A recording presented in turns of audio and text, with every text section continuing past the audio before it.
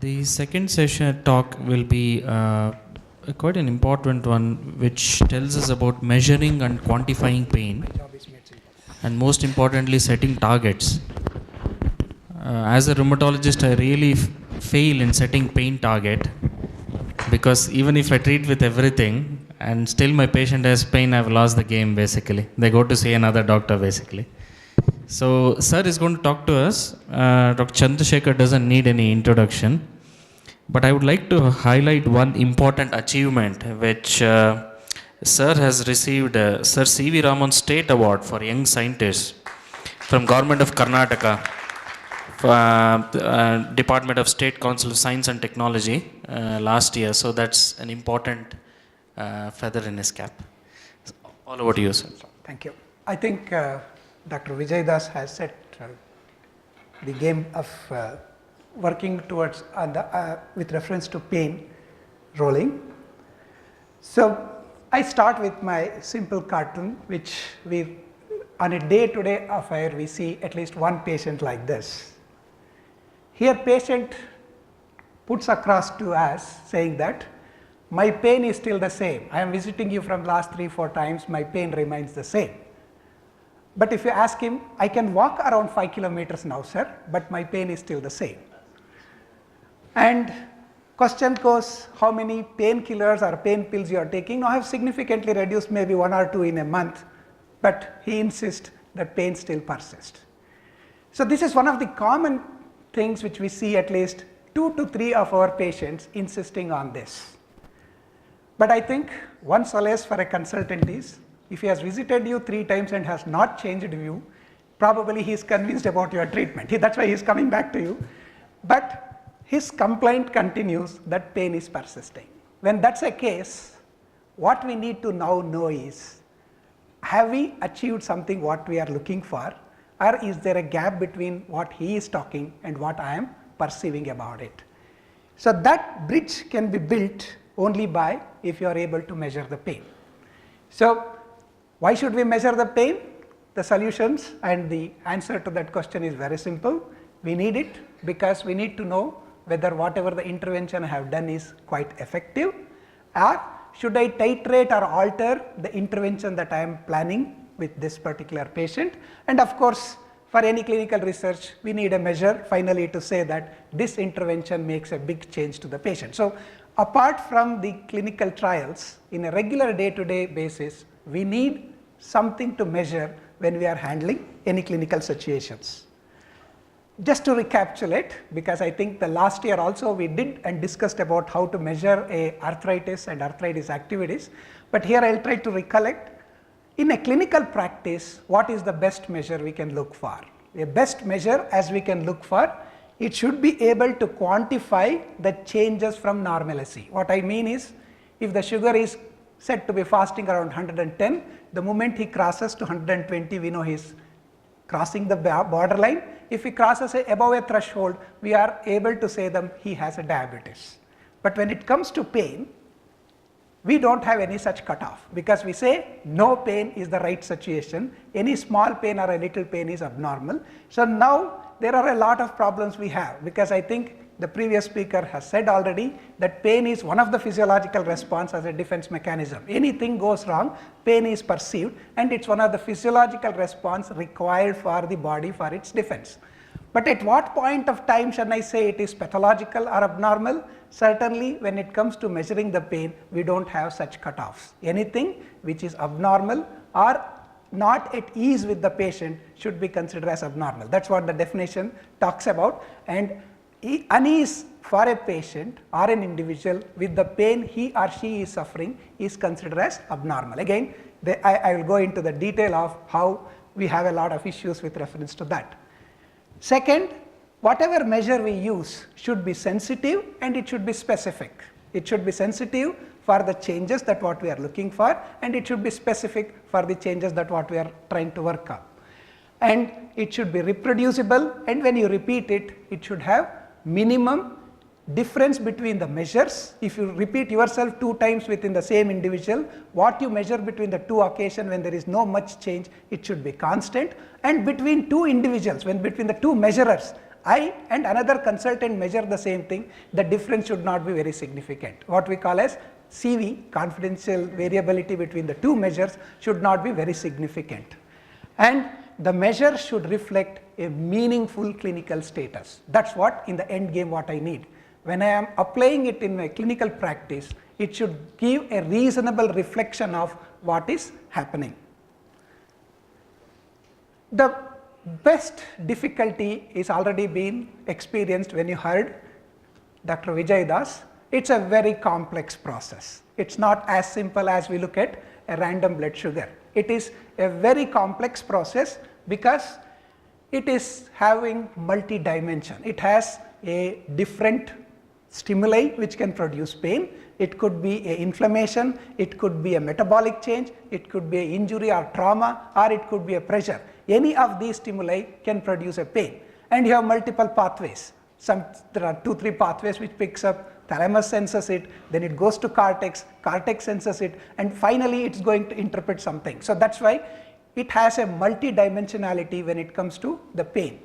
And next comes is the outcome is highly variable. A pain in chest which could be low, if it is cardiac origin, the outcome is pretty serious than a simple musculoskeletal pain where it could be a worse devil catch because of a costochondritis. Outcome is totally different. The patient's outcome is not matches or matchable to the pain what he or she is complaining. So that's why the second issue is it's not as simple as we look into the sugar. Sugar of less than 60, we know he is likely to go to hypoglycemia, but it's not the case when it works with these pains.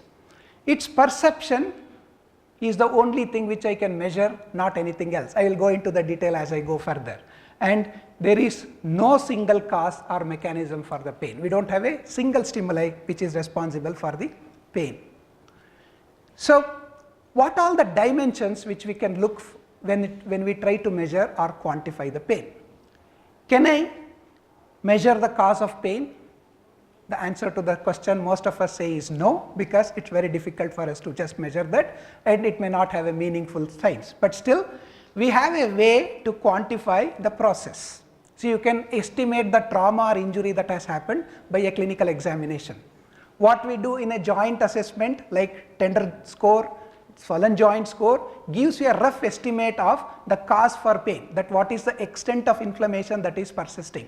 And all of us know very clearly that the number of joints swollen and the quantity of joints swollen do not match to the pain what the patient is complaining. So the cause of pain may not be truly reflective of entire thing that is happening.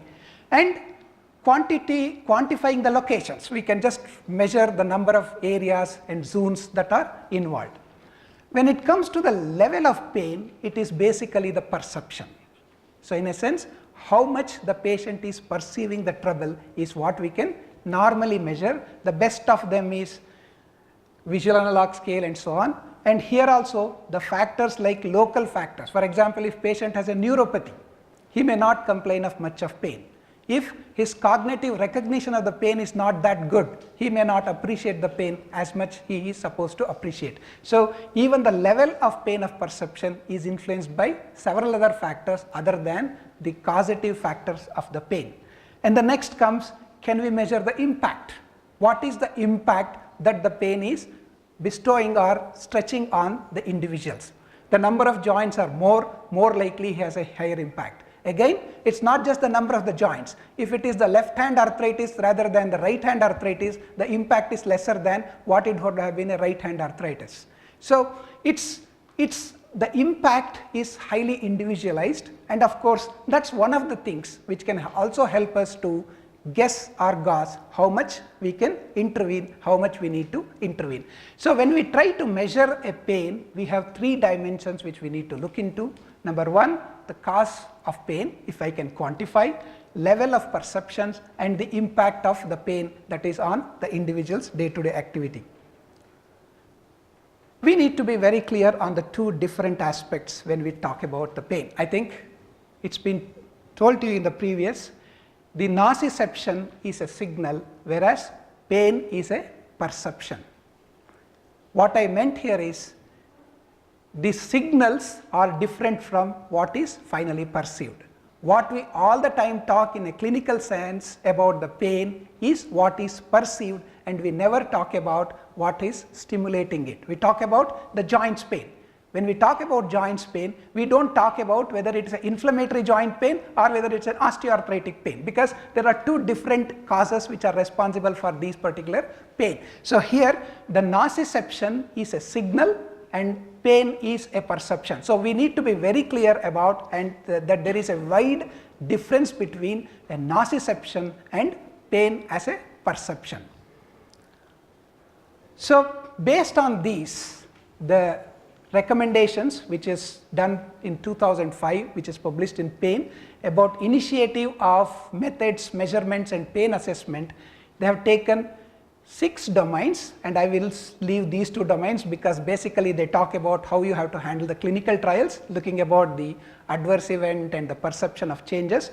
We have 4 parameters which you can look into. One is pain through many analog scales, and physical functioning as a measure, that is how much is the activity what the patient has, emotional impact of the pain as a measure, and the participants rating, what is called as patient's global impression on the change in pain.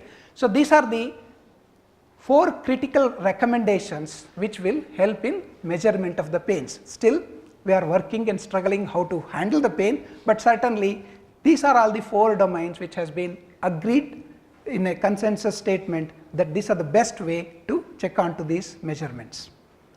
When it comes to impact, it is one of the things which is very difficult. In a sense, we have a celebrities in different locations. You can see it's a one of our updates picture, a rheumatologist talking to the gathering. The impact of him is limited. Whatever he speaks, talks about, puts it across, impacts to a physical or a clinician gathering. There are 2 Modis, Narendra Modi and another is our Lalit Modi.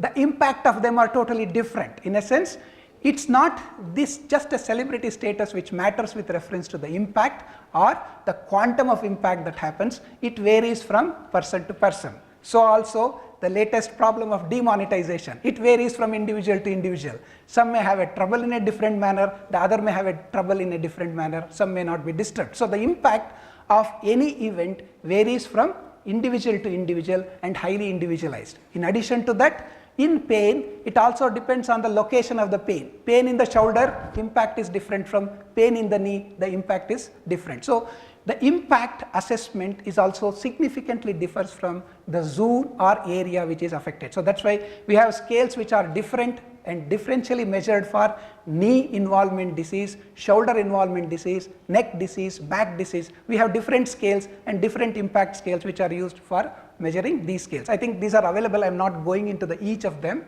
because of the want of time. If you want to say study on the shoulders pain impact in your study, or you want to check through the patients, you have a shoulder impact measuring scales. You have a different measuring scale for knee impact and knee changes. So or overall joints pain, if you are looking, what we normally use is a HAC health assessment questionnaire or patients SF36 other quality measures, which helps us to understand what is the quantum of impact of musculoskeletal pain on his day-to-day activity. So now what are the measures that we have when trying to quantify the pain? So at the nociceptions, 2 commonly used clinical examination, that is tenderness assessment as well as symptoms and signs. What we check on the tenderness is basically you are trying to look at how sensitive is the area which is inflamed. If you press and look at the tenderness, what you see is the pain threshold of the patient at that particular joint. If they are severely inflamed, they are more tender. If they are not inflamed, usually they are without any tenderness. So absence of tenderness, what you see typically in osteoarthritis, very clearly suggests that the problem is not because of inflammation, nor there is any altered pain pressure threshold. The same thing is measured by instrument, what we call as pain pressure threshold, and there are 1 or 2 instruments which are available to measure the nociceptive signals at the neuroreceptors and in the dorsal column, wherein you can differentiate between the compression of the nerve versus non-compression of the nerves. We had a plan of working on these areas, whether we can figure it out and quantify the inflammation based on the nociceptives. We had 2-3 meetings, but we found that it's one of the little far-fetched workable project. Probably we will be working to figure out some way or otherwise where you can objectively quantify the quantum of inflammation that is happening through pain perception. But it's a difficult task because, as I said, the signals are carried through C fibers and A delta fibers. They are embedded with so many other fibers, and the touch and other signals do the signals in these particular nerves and neuron systems, and as a consequence of which quantifying the electro signals in that area is very difficult, but still it's not an impossibility with the current available technology. Hopefully one should be able to get some sort of instruments where you can certainly put it like a ECG and say that, hey, look, your problem is this much and this is how it could happen. And the next comes are the scales. What we normally use is a visual analog scale. This is the commonly and a very commonly used scale across the globe when we are trying to work with pain. Visual analog scale could be for a global pain across all the joints, or it could be for a 1 or 2 limited joints. So the pain has only knee osteoarthritis, you can still use a visual analog scale with reference to those 2 joints. In this analog scale, the advantage is it tells about the perception of the patients, but there are a lot of issues which I will gradually discuss on that. And here we have 2 types of scales. One is what we call as visual analog scale, another is what is called as numerical rating scale. The difference between the 2 is, in numerical rating scale you give the numbers 1, 2, 3, 4, 5 up to 10, or you can start from 10, 0 to 100, whereas in visual analog scale you put 0 in the beginning and 10 in the end. You don't have any grooves, and it is a bland scale where you ask the patient to mark it based on his perception from one end to another end based on how much he feels the pain. And then we have something what is called as patient's global impression of change. This is the commonest which we all of us use. How much you feel better from when you visited last, how much you feel better when you came first. This is very easy to administer. This is the commonest scale which we use. There are some limitations with it, I will discuss. And then is we have what we call as rescue analgesic medications. That is, if he is popping up painkiller every day 2 or 3, if he has brought down to 1, pain has come down. If he stops it and goes to SOS basis, the pain relief is much more better than what it was otherwise. What we call as rescue analgesic medication. How frequently he lands up in taking pain relieving medications. Then we have the assessment for emotional measures and also multidimensional measures which are available, like brief pain inventory, West Haven Ale multidimensional pain inventory, wherein it asks for different activities, different impacts on the patients. And when it comes to impact assessment, we have general quality of life measures as well as organ specific inventories like shoulders, arms, etc. We have a specific inventory. Based on that we will be able to work on this. So, do we use this in routine practice? Certainly yes. Anybody who is managing, all of us use it, but most of us use what we call as perception of quantifying scale. That patient global impression is what we use. Because all of us, when he comes back, we ask him a question, how much better you are feeling with your last visit. Patients say 10% better, 20 paisa better, but there is a big challenge in that, because basically we don't quantify or we don't have a reference point for him. So normally it is always recommended that to tell the patient how much you feel better from the worst pain you felt in your life, because that has a quantification, because it is quantifying against his worst experience. But here what happens is, quite often patient feels that, we also encounter this in our regular practice, my all pains are gone sir, it is still 100% in my knee pain. So that's how patient puts it across. So here, for you to measure or refer or match each other, it becomes a difficult task. So that's why the major challenge with reference to patient's global impression scale is standardization is very difficult.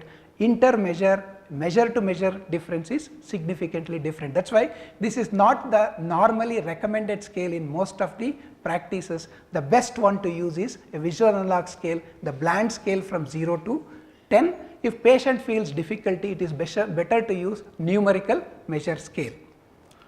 So the question comes is, how does this really help? I will go back to my cartoon which I started with. Here the patient says that impression with reference to the visual analog scale is going to be minimum, because he says my pain is as earlier as it was. If you ask him to mark from 0 to 10, probably he may still mark it closer to 10.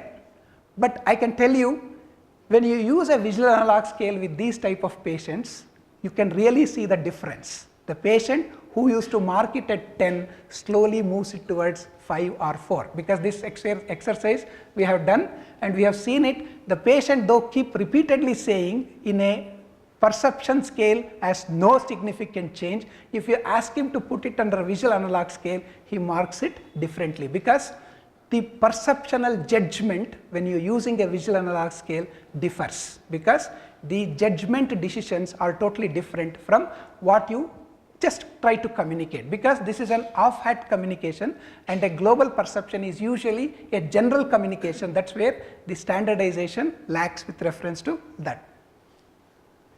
Then rescue medication score, it is nil, because he is not using any more pain relievers. And the functional status, as it is clear, he is able to walk 5 kilometers. It is quite a substantial distance. I think I myself may not be able to walk more than 2-3 kilometers at a stretch. So 5 kilometers is a substantial distance what he has recovered out of. So that puts us to a reasonable judgment that the intervention that you are doing with reference to pain is adequate, and probably he needs something else, or he needs much more than what we are trying to just work with analgesics. So the measures definitely helps in clinical decision making. It also helps you and ascertain you the need for changing medication, because in this patient, given the choice, I would not increase any of the NSAIDs. If his inflammatory parameters are fine, I would not try to increase any of the disease modifying antirheumatic drug. Look into the depth that what is disturbing him with reference to the pain, because there could be several factors. One is a sort of a sympathy garnering within the family, or maybe for compensation, or for any leaves the patient may continue to complain that he is still going to have the pain, and that is how it will help in for evaluation and interventions. So definitely these measures will help. See, one of the study which we conducted in our center with previous speaker Vijay Das, that we tried to work on, is there any alteration in the pain pressure threshold. See, what we meant when we talk about pain pressure threshold is, it is the pressure at point of which the patient feels it painful. When you start applying a pressure using an algometer, in algometer it measures the amount of pressure you are likely to apply at that point, and at a certain point, say around 10 cusecs or around 100, the patient complain about the pain. That is a point when we call it as, that is the point of pain pressure threshold. And this, when we checked, we could see that the pain pressure threshold in this pink color represents fibromyalgia patient, yellow color represents the rheumatoid patients, and the violet represents the normal patients. You can see that the pain pressure threshold is significantly reduced in patients with fibromyalgia compared to the rheumatoid arthritis. Look at this visual analog scale at the point of application of pressure. The patients with fibromyalgia had a wide gap between the pain threshold as well as visual analog scale when compared to the normal and rheumatoid. Normal and rheumatoid match each other. See, their visual analog scale threshold is same, whereas fibromyalgia patient threshold is very high. So when you use this particular applications, you can see that in fibromyalgia, visual analog scale is increased, PPT is also increased, the distance between visual analog scale and PPT is very high. When it compared to rheumatoid arthritis, proportional to pressure increased in only selected patients, and visual analog scale to PPT gap is very limited. So what it means to us is, in fibromyalgia, there is a problem in reduced pain threshold as well as on the cognitive perception of the pain. He feels pain to be more, and also his nociceptive signals are little more overstimulated. So that's how there are a double trouble which happens in fibromyalgia. If you use the same application with our patient, you can find that probably the continued cry for pain may be a fibromyalgia or maybe because of other psychological or any other distresses. So can it serve as an important predictor? We did see when we are trying to work on the remissions, which are the good predictor for a remission in rheumatoid arthritis, at which point we can withdraw the medication, we can start reducing the disease modifying anti-rheumatic drug. To our best surprise, we could see that pain perception by visual analog scale was one of the very critical and important predictor of managing or saying that the rheumatoid is in state of remission. And there are some studies, I think recently, which we saw in our previous IROCON. One of the author who was working on the anti-CCP and pre-rheumatoid arthritis, he did mention that in their publication they could observe that the pain threshold and the feeling of musculoskeletal, vague musculoskeletal pain is increased in the patient with anti-CCP positive and who are likely to develop rheumatoid arthritis. What it means to us is that these measures like visual analog scale, pain threshold, and these aspects are going to give us a clue on the possible diagnosis, give us some hint in how to manage and how to titrate the dose, and should we just increase NSAIDs, because common practice what happens is it's a rheumatoid, he comes again, tells me I have a pain, increase the NSAIDs. It's not really what is required. So you need that these titrations and these measures are going to put us into a little more detailing and trying to work out that what's best we can use. Just to give an introduction to one of the commonly used, utilized thing, the visual analog scale. Visual analog scale, as I said, it is from 0 to 10.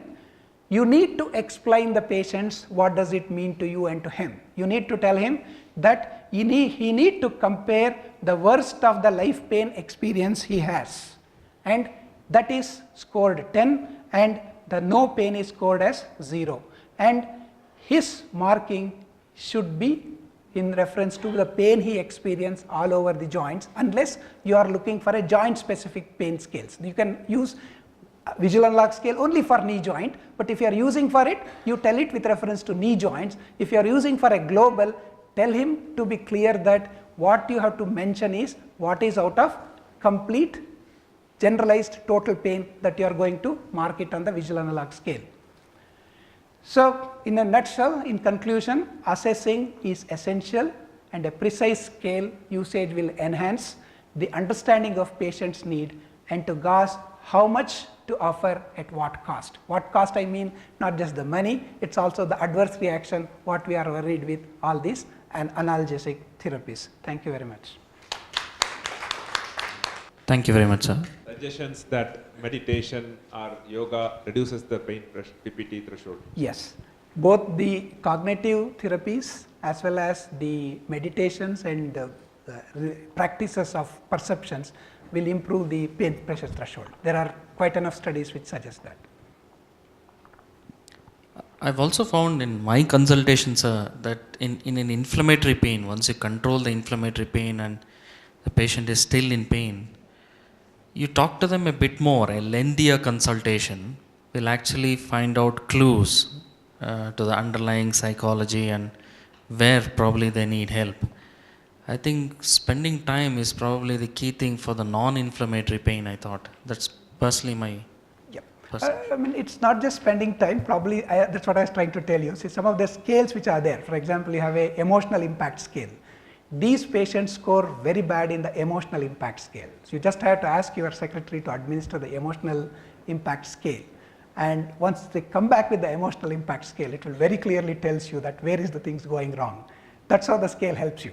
So using the scale, the advantage for you is that you need not spend so much of time which you have less when the number of patients swells up. So these scales will help you to gauge the difference between these things. So that's how they help you.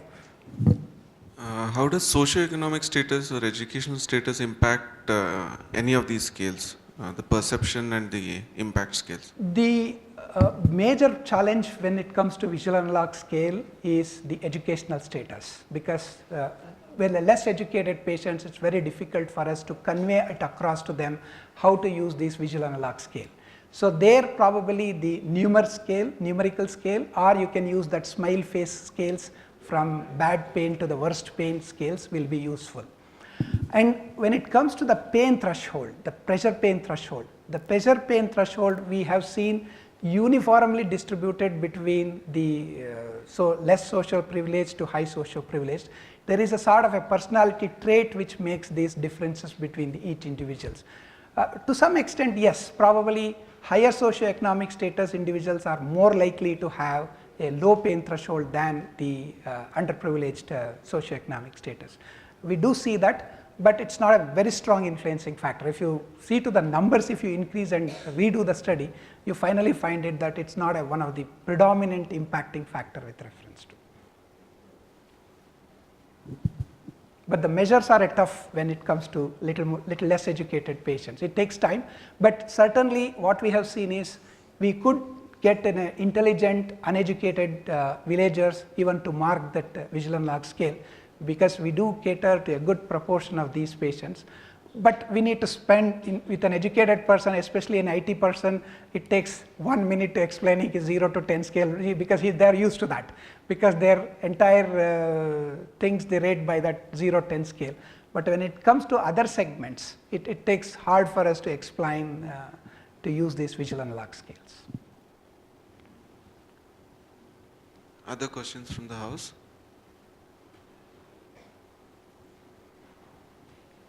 If there are no more questions, then we'll end the session. Thank you so much, sir.